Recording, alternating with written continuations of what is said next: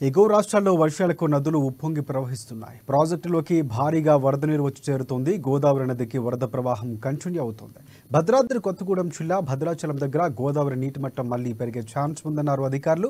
మొన్న 52 అడుగుల వరకు చేరిన నీటి మట్టం క్రమక్రమంగా తగ్గుతోంది.